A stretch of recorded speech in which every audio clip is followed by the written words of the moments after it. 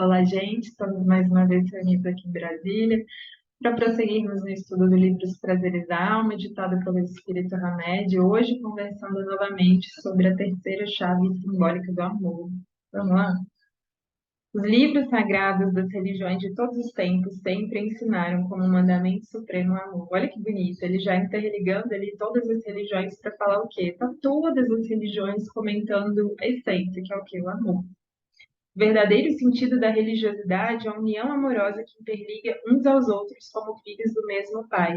Então, aqui ele tirando essa religião para colocar religiosidade, ou seja, que não importaria tanto qual religião você pertence, aquilo que atualmente você está enquadrado, né? Porque é algo também passageiro, é algo transitório, né? Então, o que importaria de fato não seria a religião, mas a religiosidade, né? E essa religiosidade no sentido etimológico aqui da palavra, né? Que seria de fazer essa religação. E o que seria essa religação, né? A religiosidade, ela teria esse papel de me religar a mim mesma, a minha essência imortal, né? De me ligar consequentemente aos outros quando eu me situo melhor, quando eu me ligo à minha essência, eu faço boas trocas, né? Eu me harmonizo com o meio, então, consequentemente, também com Deus. Então, seria todas essas coisas, né? Essa religação ao meu centro, à minha essência, aos outros, né? A esse partilhar com os outros, a esse comungar com os outros e também com Deus. A ternura é uma poderosa fonte de sustentação das almas. Exercitemos o amor, pois este nobre sentimento somente se efetiva quando expressado em atos e atitudes. Eu acho tão bonito, porque a Med, ele sempre coloca o amor como verbo de ação, assim, amar é movimento, amar é agir, né? Então, não basta só sentir, é necessário também que a gente expresse isso por meio de palavras, por meio de atos, por meio de atitudes. Então, amor é esse movimento, é essa opção para a vida, né? Em direção ao outro. A religião universal consiste basicamente no cultivo do amor e da liberdade, além da ajuda generosa em favor das criaturas e da harmonia cósmica, o que nos levará a perceber a diferença entre o ilusório e o temporal, o concreto e o verdadeiro. Então, o amor como esse de fato conseguir sentir o que é a real essência da vida, né? Aquilo que é concreto, aquilo que é verdadeiro, né? Aquilo que é atemporal, ou seja, que vai depender do tempo, né? Então, a religião universal, se a gente pudesse falar assim, o que realmente importaria ao a gente cultivar essa religiosidade? O amor, a tolerância, né? Então, independeria de qual religião, né? De ter preconceito sobre essa ou aquela religião, mas entender que o papel da religiosidade dentro da nossa vida teria que ser expandir, nos harmonizar com os outros, né? De fato, fluir na vida e através da tolerância, e através da fraternidade, através da generosidade, né? Esses seriam os pilares da religiosidade, independente de qual religião você esteja. Se a religião em que você estiver se transformando, estiver te transformando, né? Nesse ser amoroso, nesse ser paterno, nesse ser tolerante, que entende o outro, né? Que o compreende, mesmo que não partilhe das mesmas ideias, isso sim, né? É esse de fato a essência dessa religiosidade e da religião universal, né? O real sentido da religiosidade deve levar-nos ao amor, e aquele que é o amor maior. A propósito, a melhor forma de estar vinculado a Deus é sermos partidários do amor, da fraternidade, da união entre os homens. Então, esse amor supremo como sendo Deus que nos interliga a todas as coisas, né? E que é esse amor. Então, como que a gente comungaria disso? Expandindo o amor, expandindo a harmonia, expandindo a fraternidade, né? O apóstolo João narra no Novo Testamento que, certa ocasião, o mestre, reunido na intimidade de seus companheiros de tarefa da Boa Nova, quando afirmou. Então, agora ele vai fazer um comentário literal ali do Novo Testamento, né, narrado pelo apóstolo João. Em verdade vos digo, um de vós me entregará. Essa revelação causou espanto e indignação entre os seus amigos queridos. Estava à mesa ao lado de Jesus um dos seus discípulos, aquele que Jesus amava. Também uma parte literal ali de João.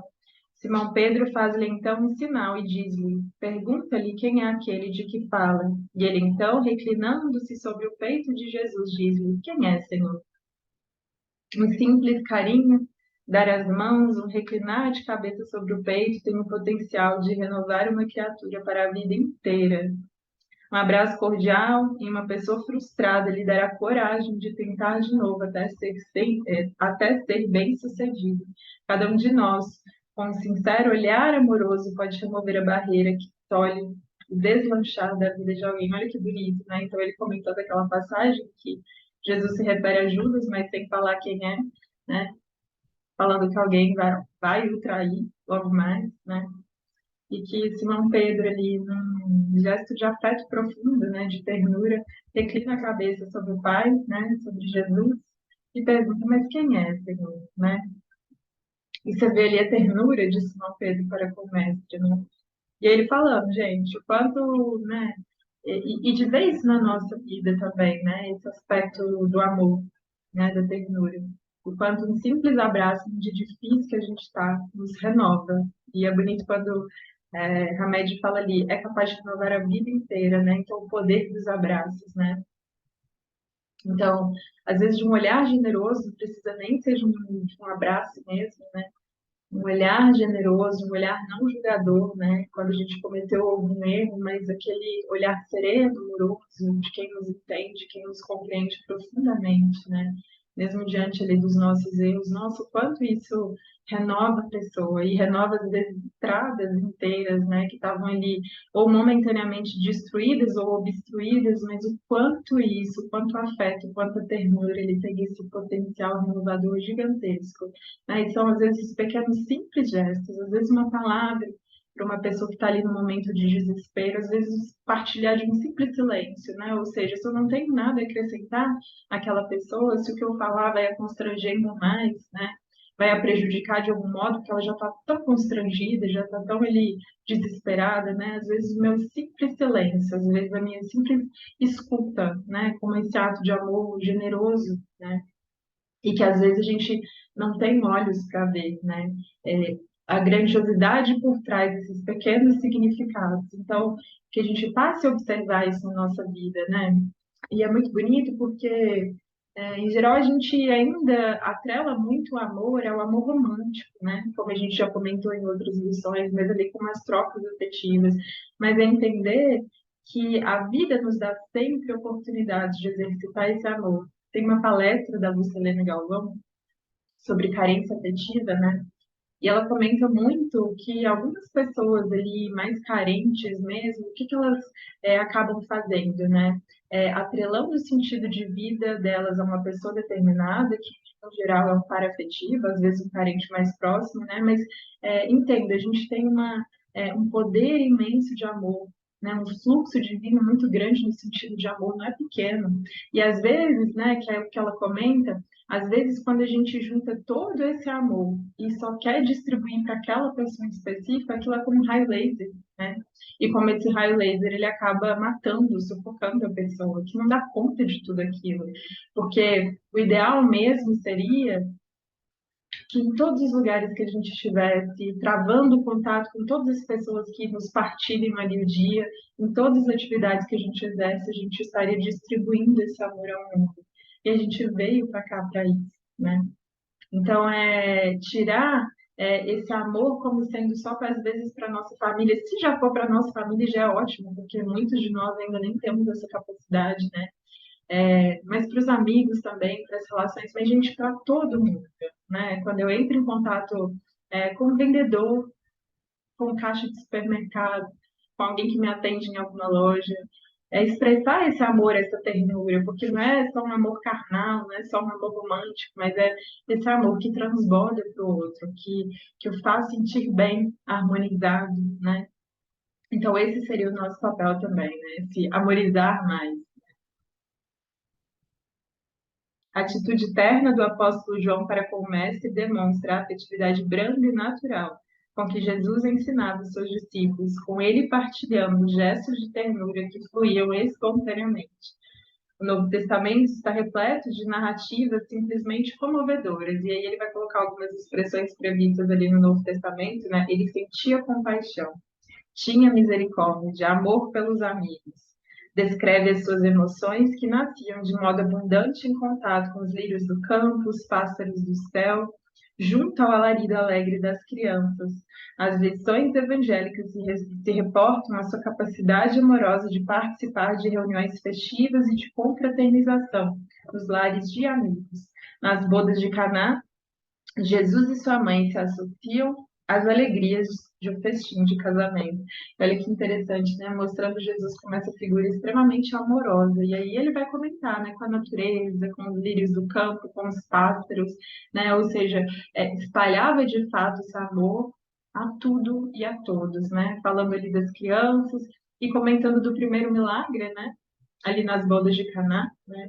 Quando ele faz a multiplicação ali do vinho, quando o vinho tinha acabado durante a cerimônia de casamento, e a mostrar que Jesus é esse que nos compartilha as alegrias, que nos compartilha também os bons momentos, que se importa, né, consigo, com também seus companheiros de viagem, né, com seus companheiros de jornada, e é bonito ver, né, porque não sem razão, porque tudo ali tem um sinal um profundo por trás, muito maior do que um simples multiplicar de vinho para as pessoas se embebedarem, mas não, como um sinal de vínculo mesmo, né? Daquela bebida que vai unir, que vai proporcionar naquele momento a união dos seres, né? A harmonia, ali festejando um casamento bonito, né? Um momento muito agradável na vida ali dos noivos, que vão iniciar toda uma vida, né? Então, é perceber que Jesus também é, participava desses momentos alegres, né?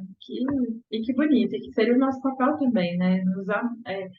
Levar o nosso amor para todos os cantos, para todas as relações, para todas as ocasiões, dar um sentido mais profundo em tudo isso. Né? A imensa afeição de Jesus não é diminuta e restrita, ao contrário, é grandiosa e abrangente. Pode-se ver claramente a característica da afetividade do Mestre, criativa comunhão de sentimentos com aqueles que o cercam. Ele é uma criatura excepcional que envolve a todos com seu amor. Sentir e emocionar-se, olhar com apreço próximo, ser amigo, estender a mão e estar junto, abraçar carinhosamente. São atitudes que podem partir naturalmente de cada um de nós. E aí eu me lembrei que mais abaixo a gente vai comentar um pouco sobre as energias sexuais, né? Eu me lembrei de uma passagem, de uma história do livro Sexo e Consciência, né, do Divaldo, em que ele comenta, né, sobre o quanto, na verdade, a gente precisa aprender a amar, né? Antes de querer receber, que a gente seja esse agente que leva o amor às pessoas, né?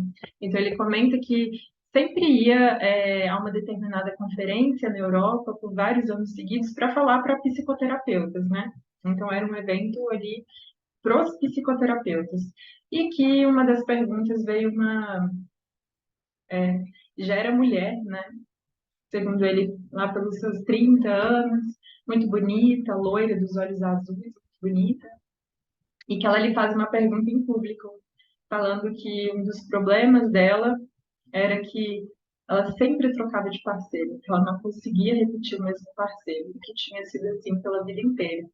Então, o Divaldo, né, sempre muito cortês, sempre muito polido, fala com ela que, bom, quando terminar aqui a palestra, a gente conversa de uma forma mais reservada, mas ele falou que ela tinha esse exibicionismo, né? E que ela comenta com ele, não, não tem problema, a gente pode conversar por aqui mesmo. Inclusive, às vezes alguém vai ter a mesma questão que eu, né? Então, ela queria entender o porquê que aquilo acontecia, né? E Divaldo sente, né, dentro daquela mulher, um profunda tristeza que existe ali por baixo desse exibicionismo, né? Então ele comenta com ela assim, olha, pode ser, né? Muito provavelmente você viveu algum trauma relacionado ali ao sexo, né? Durante a sua infância, seja pelo seu próprio genitor ou por algum parente próximo, e por conta disso hoje você não consegue se envolver profundamente, né?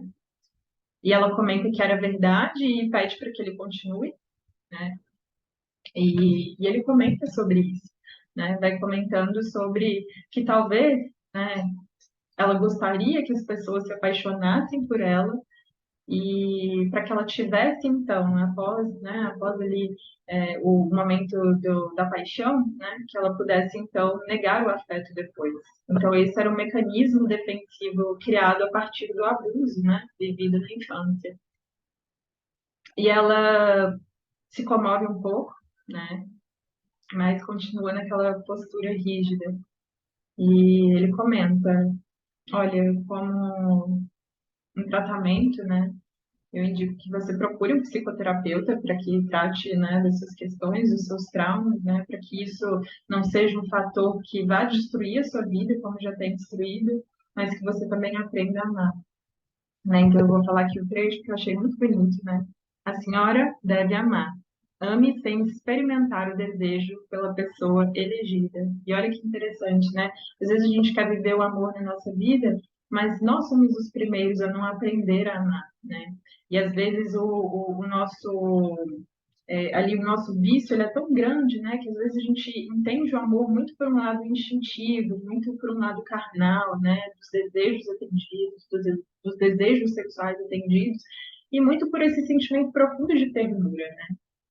E aí ele comenta com ela, a história é longa, é muito bonita, o livro também é bastante interessante, Sexo e Consciência, mas aí ele indica para ela que vai visitar. Ele fala, olha, eu já venho nessa cidade há muitos anos e há 4 anos atrás eu conheci um casal de portadores de HIV, e eu indico que, como eu posso vir aqui muito pouco, né, às vezes uma vez por ano, que você possa visitá-los para que aprenda a amar, né, para que aprenda a dar amor, né, sem que ele esteja vinculado a esse desejo sexual, né, a esse instinto mais carnal. E aí ela fala que fica muito relutante, mas vai, né, ela se compromete aí. E aí é toda uma história muito bonita e longa, né? Mas ele fala, eles vão lhe ensinar sobre o amor, né? Então você vê a trajetória dessa mulher que é ali muito vinculada nos instintos carnais decide então e aprender a amar, né? E em um dos momentos assim, ela pergunta ao casal muito novinho, né? E aí, só contando bem rapidamente a história deles, né? Segundo o Divaldo conta, e a história é real, né? A menina já era portadora do vírus, né, mas não sabia, muito novinha, 21 anos, mas tinha sido bem antes, né, que havia contraído. É, e aí acaba se relacionando num sexo sem compromisso com esse rapaz, né, e aí depois vem a descobrir, né, vem a descobrir a síndrome, e aí ele também se vê contaminado, mas eles então passam a tentar um relacionamento, né, mais sério a partir disso. E olha como daquilo que, né, a princípio é um mal pode vir um bem, né? E aí eles contam para esse psicoterapeuta que ali naquele momento, e já havia muitos anos que eles estavam assim, quando eles conheceram o Divaldo, o menino queria se matar, né? E ao entrar em contato com o Divaldo, né, ao receber uma mensagem, inclusive da mãe que havia desencarnado, ele renova a mente e passa a ser aquela convivência mais próxima com o Divaldo, né? E aí eles comentam, olha, depois disso, é claro que a gente mantém, né? é, Mantém as nossas atividades sexuais, mas nesse meio tempo a gente descobriu o amor de outras formas, né? Descobriu o simples dar de mãos, o olhar fraterno, o olhar generoso, né? E aí eles contando a jornada deles de como tinha sido isso a partir de então. E ela, né, ao entrar em contato com esse amor mais profundo, né, ela começa a mudar. E aí ela que até então mudava sempre de parceiros e que vinha nesse ciclo vicioso a vida inteira, né, decide se manter por um tempo abstinência, né? Ou seja, não ter relações sexuais para que aquilo, né, para que aquilo que residia dentro dela, que era um hábito, né, como ela bem disse depois, um hábito mental, pudesse aos poucos ser renovado, né? E aí ela muda a trajetória de vida toda dela, ela vira psicoterapeuta deles, depois passa a atender outros portadores do HIV também, né? Então, você vê as transformações que vão se realizando. Ele fala que no ano seguinte voltou, que eles sempre mantinham contato, né? Por meio de cartas e tal, telefone. E aí, que no ano seguinte, ela estava com um parceiro, que era um psiquiatra até, e estavam namorando e pretendiam se casar. E no ano seguinte, eles voltaram à mesma conferência e lá estava ela, né, agora casada com aquele namorado dela e com um filhinho que se chamava Divaldo. E como padrinhos, o casal de portadores do HIV, né? E aí você vê a transformação maravilhosa que havia conhecido, né? No meio desse caminho, ela falava que tinha aprendido a receber o afeto dele, porque via em todos os homens a continuação do pai, né? No primeiro momento, então via os homens como esses seres asquerosos, incapazes de dar afeto, incapazes de amar. Então havia aprendido a amar, né? Os outros, depois a receber do parceiro para então aprender a amá-lo ali afetivamente, né? Primeiro amar a vida, amar ao próximo, amar aos outros, depois aprender a receber afeto desse outro, né? Desse parceiro afetivo que tanto lhe amava, para depois dela iniciar um movimento de amar então esse parceiro afetivo. Então a gente vê a vida, as trocas, as coisas acontecendo, né?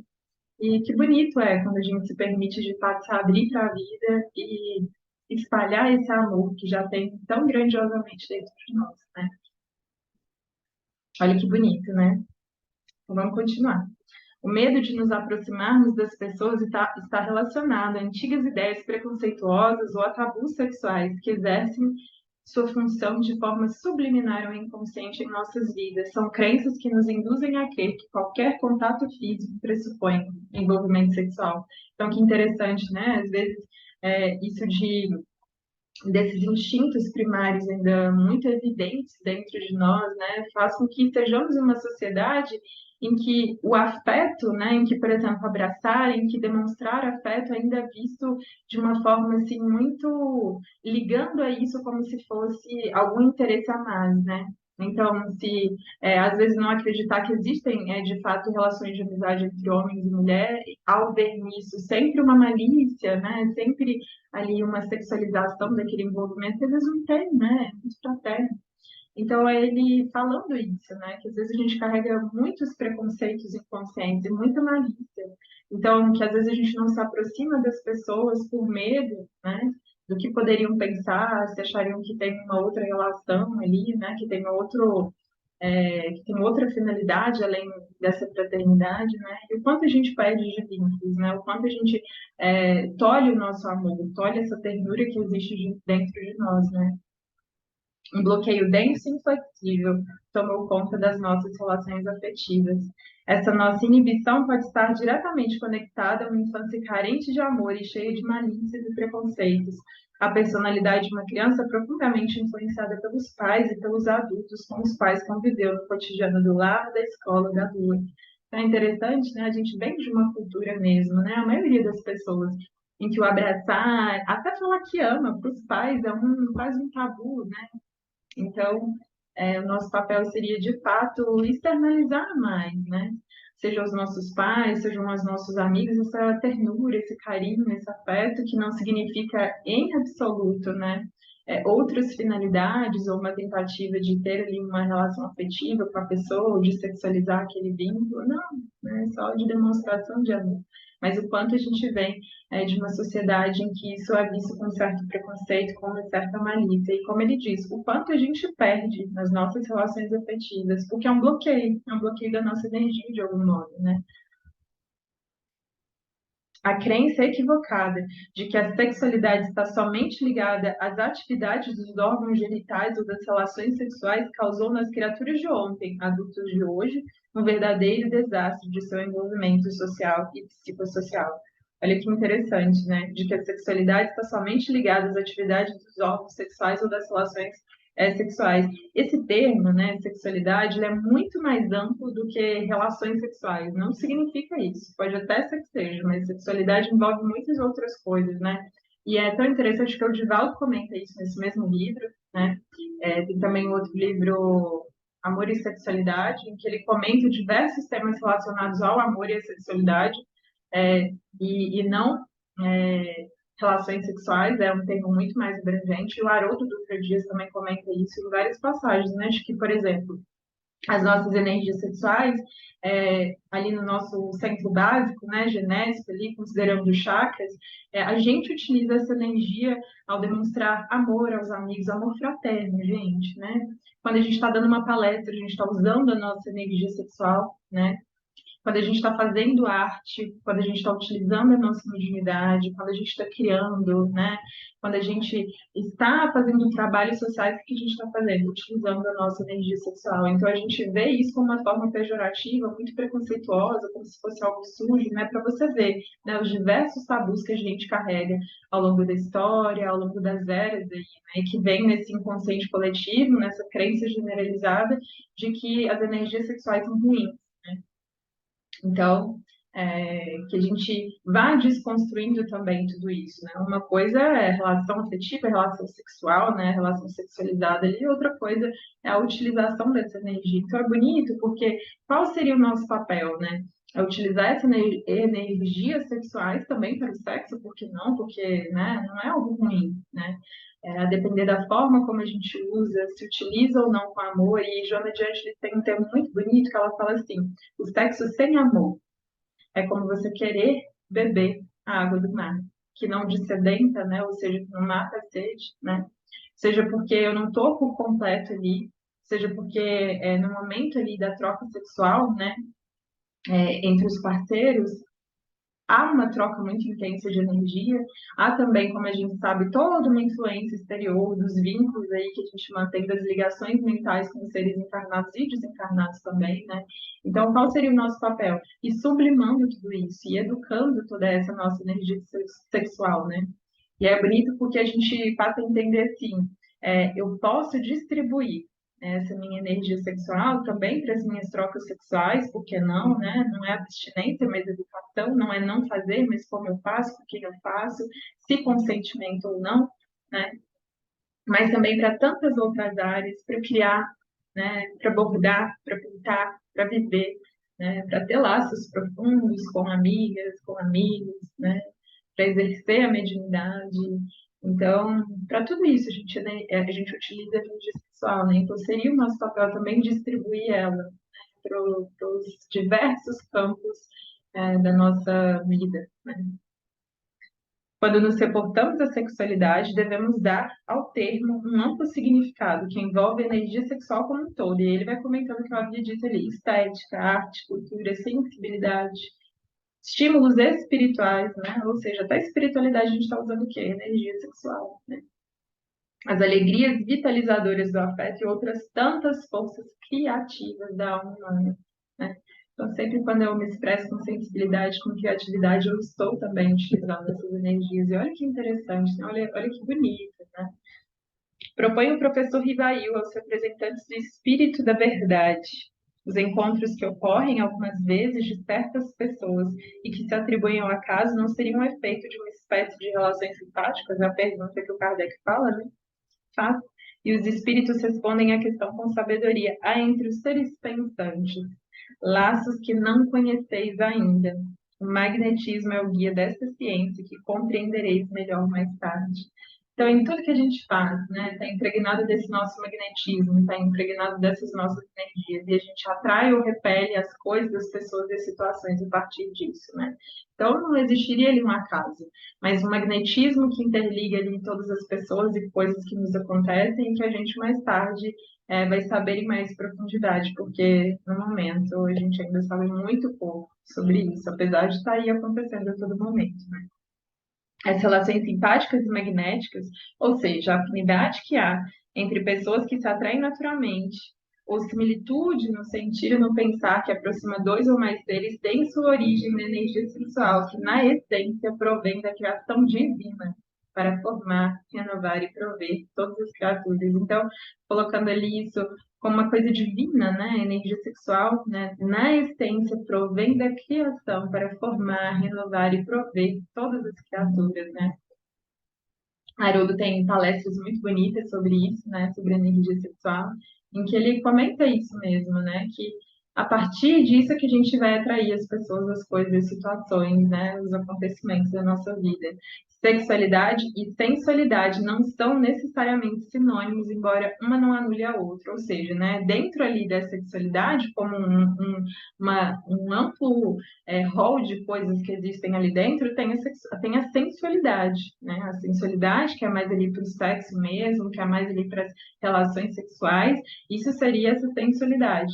mas que estaria dentro, né, dessa sensualidade, da sexualidade, né, mas que iria muito além, né? A sexualidade, então, é utilizada na arte, é utilizada nas palestras, é utilizada na mediunidade, é utilizada em todas as trocas da vida, né? Quando eu estou falando, quando eu estou escrevendo, né? Olha que bonito. A sensualidade pode ser simplesmente uma união física desprovida de qualquer presença do amor.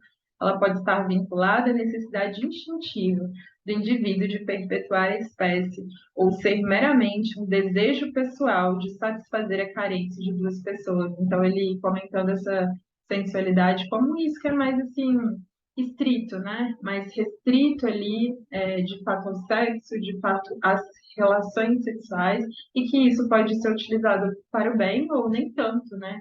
Ou seja, quando eu tenho sexo sem compromisso, quando, né, eu estou ali mais voltado para o atendimento dos meus desejos, dos meus prazeres imediatos, o que eu estou fazendo com a minha energia, né? O que eu estou fazendo com essas minhas trocas, que deveriam também ser uma forma de me sublimar, de me fazer crescer, né? Sem amor e afeição, o ato sexual é apenas uma expressão de uma necessidade orgânica que se esvai quando termina a carga erótica, não contribuindo em quase nada para o relacionamento afetivo nem para o desenvolvimento do amor. Então, olha que interessante também da gente ir sublimando as nossas relações sexuais, né, o sexo na nossa vida. Esse também seria o nosso papel, sublimando no sentido de cada vez mais elevar, né, esse patamar não para sensações primárias, mas para um sentimento, para um respeito, para uma troca muito grande, não ver o outro como um objeto, como uma extensão daquilo que eu desejo, na hora que eu desejo, né? Mas como um ser humano como eu, que merece respeito, do qual eu tenho ternura, do qual eu amo profundamente, né? E isso sim faria com que os meus laços afetivos, as minhas relações afetivas e sexuais tivessem mais sentido, né? Nossa necessidade de amor irá existir durante toda a nossa existência de espíritos imortais.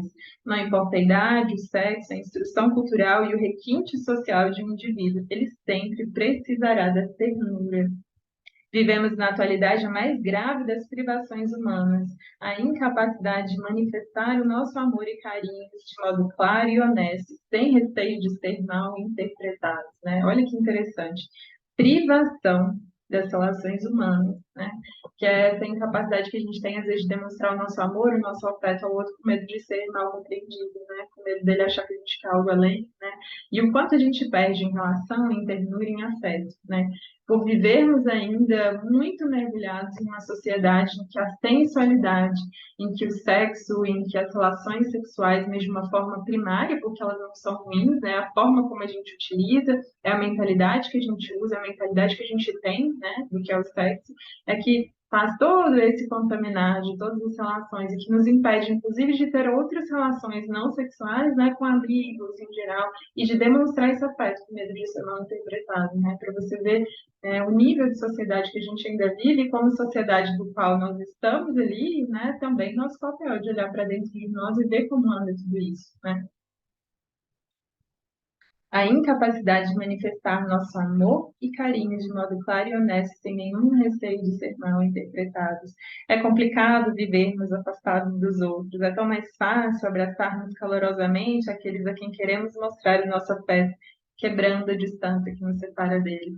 Então, esse afeto, esse amor, essa ternura que quebra as barreiras, né? Como bem disse ali, mesmo na passagem ali do Novo Testamento, em que Pedro se achega, assim, né, ao peito de Jesus, com um ato de ternura, de amor, né, entre irmãos ali, entre amigos, e o quanto a gente perde, né, nas nossas relações por não fazer isso, né. Então, que a gente seja esse instrumento, né, e que a gente seja esse instrumento de amor também, para onde a gente passar, né. Às vezes a gente quer algum vínculo afetivo, às vezes a gente quer amigos, é, e está sempre esperando que a vida traga, né? Mas que a gente possa ter esse fator mesmo de soma, né? De criar laços, de se propor a tomar iniciativa, de ir além, né?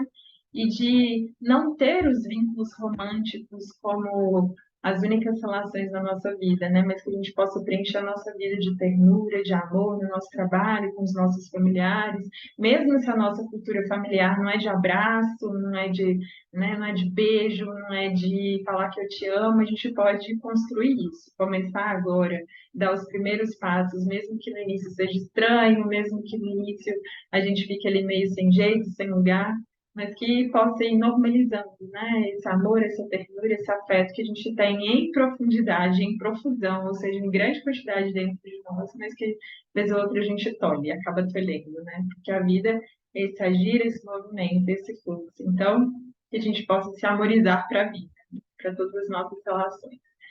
Tá bem, gente? Então, que vocês tenham gostado do estudo, né? Espero ter sido clara aí nos conceitos, mas que vocês tenham uma boa semana, né? Que fiquem com Deus e, se Deus nos permitir, estaremos aqui na próxima semana. Até logo.